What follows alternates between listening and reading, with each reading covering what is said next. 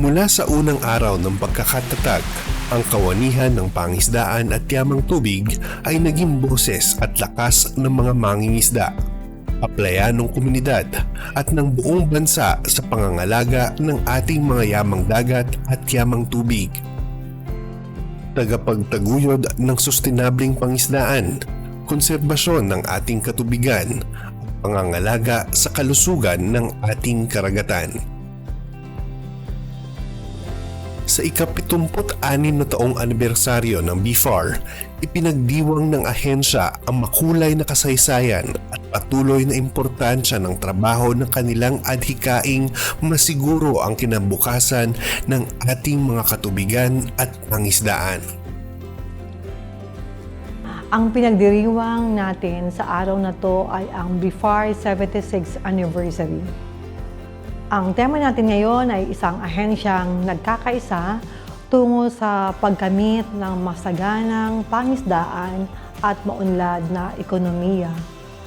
Gusto nating ipaalaala na sa pagkakaisa, mas magiging matibay ang pagtupad sa aming adhikain na magandang na pangasiwaan ang pangisdaan at yamang tubig.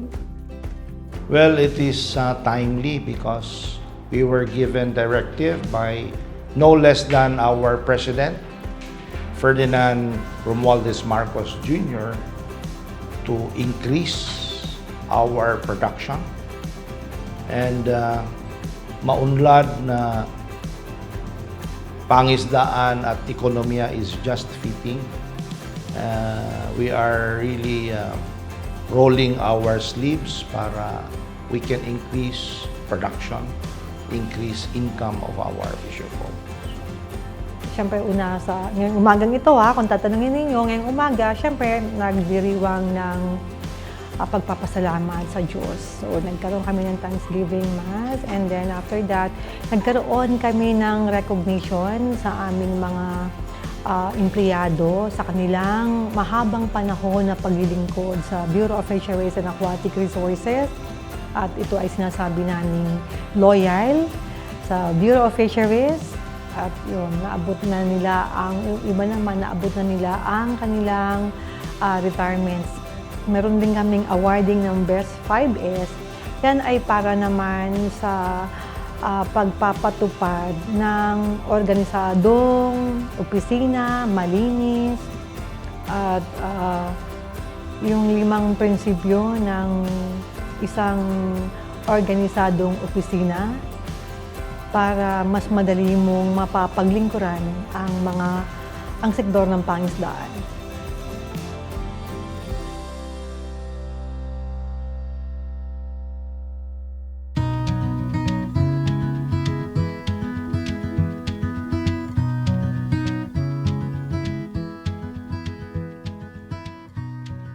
Ang 5S ay isang pamamaraan ng pagsasaayos sa kalagayan ng opisina na nagmula sa Japan.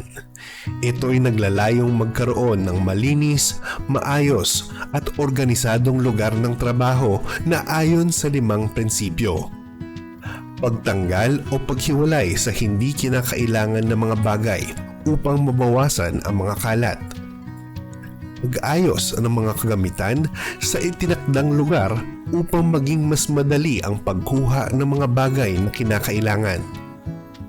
Paglinis ng opisina upang maiwasan ang dumi, alikabok at kalat na makakasiguro sa komportable at malusog na kapaligiran. Pag-standardize ng pamamaraan at practice upang mapanatili ang organisadong serbisyo ng opisina. At ang panghuli ay pagpapatuloy ng 5S bilang bahagi ng pang-araw-araw na gawain at kultura sa paligid ng trabaho. Importante ang pag-practice ng 5S para sa ating epesyente, economical, and effective delivery of services. Imaginein mo nga naman kung nandyan lahat yung mga kailangan mo, mas madali ka talagang makaka-respond, walang waste of time. Yun actually, yung elimination of mga wastage, waste of time, waste of energy, waste of resources, kasi andyan lahat. ng kailangan mo. Nandyan sa isang lalagyan at madali mo siyang ma-access.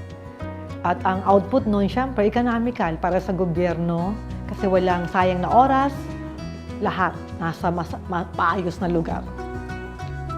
Ginagawa namin from time to time dito sa BFAR, meron kami kasing task force, may committee kami to maintain and monitor implementation of the 5S. Kasama kasi yan sa ating quality management system, isang component yan na dapat na-maintain. If you are an ISO certified agency, then it is expected that you are observing the 5S principles. QMS is a quality management system which is accredited or certified by the International Certification Organization. We have to meet criteria for the certification for the ISO 9001-2015.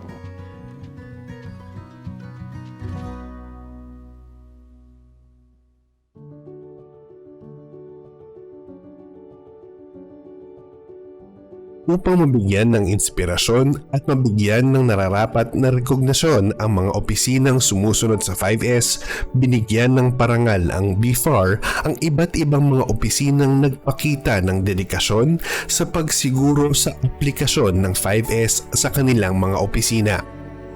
Ang preparation na ginawa namin before the competition, after ng 5S meeting na inatinan po ng aming custodian is nag-disseminate siya to how dun sa naging 5S meeting nila. Kaya everyday na po kaming nagde-declutter or something na para ma-maintain namin ang organize and order ng aming opisina.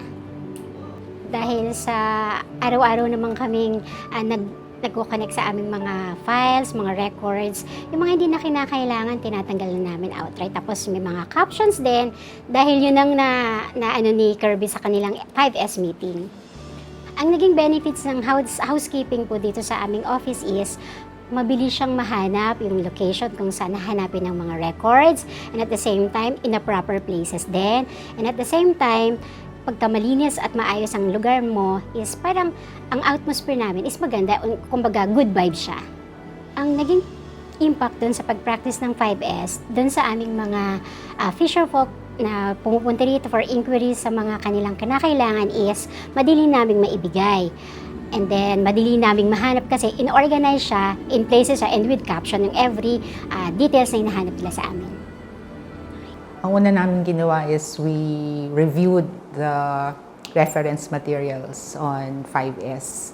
Kasi syempre, this is an organizational effort. So, the administrative division who is in charge of that 5S process briefed us and gave us reference materials, and also they conducted trainings.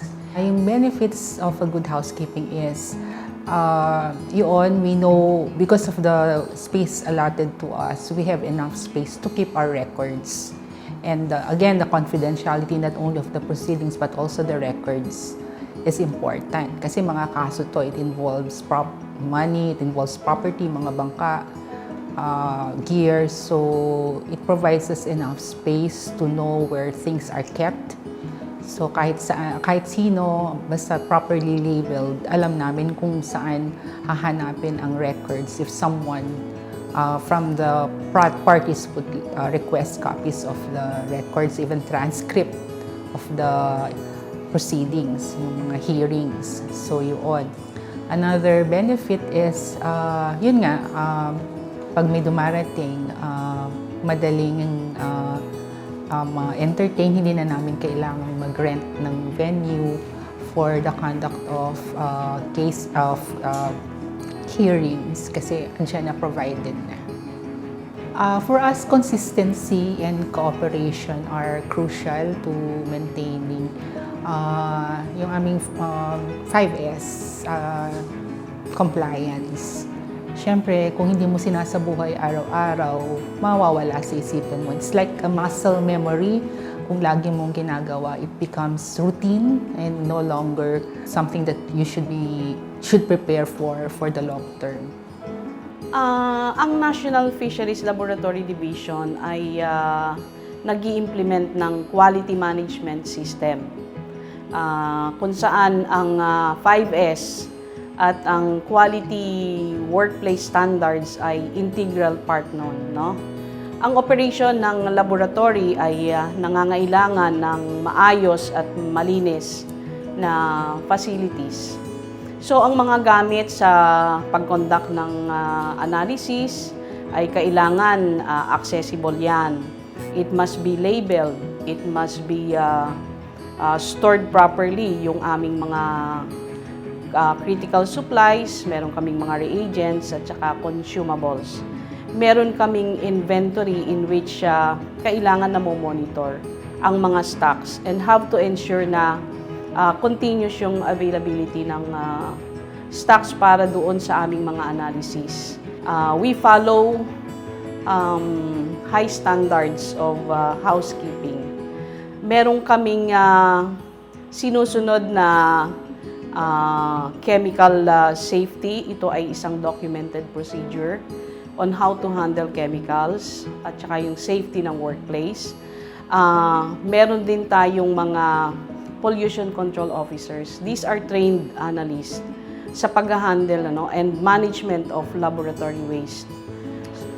Maraming benefits pagdating sa operation ng laboratory. Sa laboratory, it ensures safety in the laboratory. Have a workplace, of course, that is conducive to work sa amin lahat. And of course, staying in the laboratory. I mean, yung pag-stay kasi nila sa laboratory, isang part yung dapat yung rules and regulations at saka yung maintaining the laboratory, part nun. Meaning, we have a workplace that is conducive to work, safety, of course, of our staff, and avoiding cross-contamination. Siguro hindi kami na masyadong nag-exert ng effort sa pag-prepare kasi we're just fortunate na ever since talaga, yun yung sistema sa office na gusto ko na everything is organized, systematic, applying the principle of 5S. Kaya nung nagpa-contest din na nasabing nanalo daw kami, so I guess ang naisip ko lang is at kinongratulate ko yung the whole division staff, the whole family of FIDSSD for the effort namin na finally nag-pay off din, no? Kasi na-recognize kami sa contest na kaya kami nanalo. As you can see, may mga halaman kami, mabulaklak kami dyan. So sometimes, mukha kaming flower shop siguro. But that's part of our maintenance of this place to make it more conducive to working properly. Things are more light and easy and very rewarding din sa feeling at sa moral ng bawat isa ng mga staff ko, ako, kapag nakaka-receive ka ng compliment at appreciation.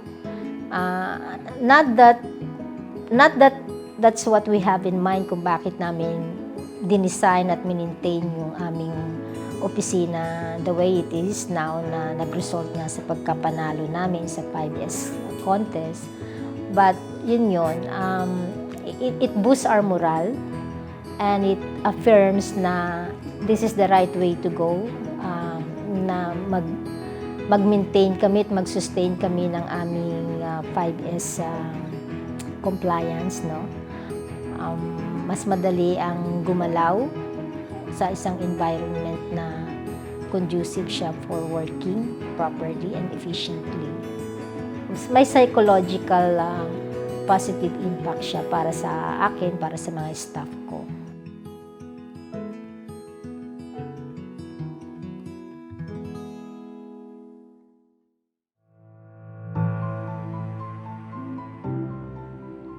Ang pagkakaroon ng maayos na lugar ng pinagtatrabahuan ay isang importanteng aspeto ng isang organisasyon.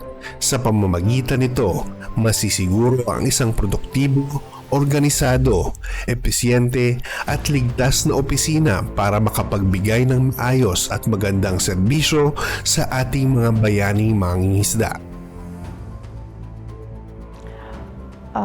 Pinapaabot ko sa ating mga kasamahan na pagpatuloy lang natin ang paggawa at pagtupad sa ating sinumpaang tungkulin. At masaya nating ibigay ang serbisyo sa sektor ng pangisdaan at sa kanino pang nangangailangan ng ating serbisyo. Let's do more work, hard work, ika nga. And then itong binigay sa ating oportunidad, pagkakataon to help. No? Let's do this. Kung may kasabihan na, di ba, in unity there is strength. So, kung tayo po ay may hard work at may unity, rest assured that makakamit po natin yung ating minimiti na goals, ika nga, para sa bayan at saka para sa ating sektor ng pangisdaan. Sa araw na ito ay hindi lamang natin inaalala ang anibersaryo ng BIFAR bilang institusyon, ngunit lalo't higit ay pinagdiriwang natin ang pagpupunyagi ng mga taong bumubuo at nag-aalay ng totoong serbisyo sa ngalan ng ahensya. Ang mga tagumpay na ito ay nakatala na sa mahabang kasaysayan ng BIFAR. Nakamit ito sa pamamagitan ng puspusan at sinserong pagganap ng mga kawani nito. Hindi naging madali. Maraming naisakripisyo ng bawat isa, ngunit sa huli ay nagkaroon ng magandang bunga ang ating paghihirap. Subalit, ating tandaan na may kapwa, kawani tayong maaasahan at mahihinga ng tulong sa oras ng pagtupad ng ating mga tungkulin. No one is an island. So lahat tayo kailangan magbuklod-buklod para po sa sektor ng pangisdaan. Naway maging lakas tayo ng bawat isa. Maraming salamat, mabuhay tayong lahat at mabuhay ang sektor ng pangisdaan. Isang ahensyang nagkakaisa tungo sa maalam at impormadong mga mangingisda. Isang ahensyang nagkakaisa tungo sa pagkamit ng matagumpay at maunlad